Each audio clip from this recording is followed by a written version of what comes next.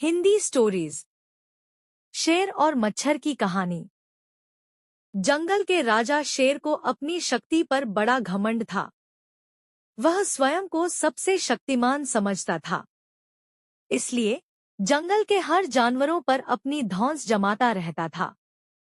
जंगल के जानवर भी क्या करते, अपने प्राण सबको प्रिय थे, इसलिए न चाहकर भी शेर के सामने नतमस्तक हो जाते। एक दिन दोपहर के समय शेर एक पेड़ के नीचे सो रहा था। वहीं एक मच्छर भिनभिना रहा था, जिससे शेर की नींद में खलल पड़ रहा था।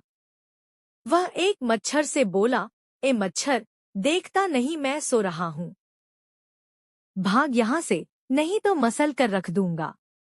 मच्छर बोला, क्षमा करे वनराज, मेरे कारण आपकी नींद में व्यवधान उत्पन्न हुआ, किंतु आप मुझे ये बात नम्रता से भी कह सकते हैं। आखिर मैं भी इस धरती का जीव हूँ।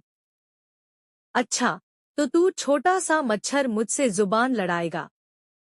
और क्या गलत कहा मैंने? तुम मच्छर हो ही ऐसे कि कोई भी तुम्हें यूं मसल दे। मैं तो ये बार बार कहूंगा, क्या बिगाड़ लोगे तुम मेरा? मच्छर को शेर की बात और व्यवहार बहुत बुरा लगा। वह अपने साथी मच्छरों के पास गया और उन्हें सारी बात बताई। सभी मच्छरों को शेर की बात चुभ गई। उन्होंने तय किया कि इस संबंध में एक बार सब मिलकर शेर से बात करेंगे। सभी मच्छर शेर के पास पहुंचे और बोले, वनराज, हमें आपसे बात करनी है।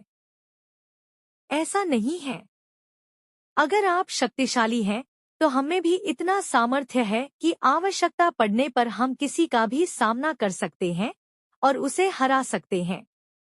हम आपको भी हरा सकते हैं। मच्छर भी चुप न रहे।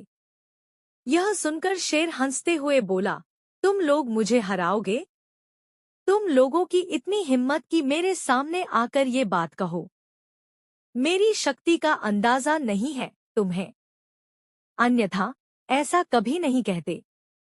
अभी भी समय है, भाग जाओ यहाँ से, नहीं तो कोई नहीं बचेगा। शेर के घमंड ने मच्छरों को क्रुद्ध कर दिया। उन्होंने ठान लिया कि इस शेर को मजा चखाकर ही रहेंगे। वे सारे एकजुट हुए और शेर पर टूट पड़े। वे जगह जगह उसे काटने लगे। वह दर्द से करा उठा। इतने सारे मच्छरों का सामना करना उसके बस के बाहर हो गया। वह दर्द से चीखता हुआ वहां से भागा, लेकिन मच्छरों ने उसका पीछा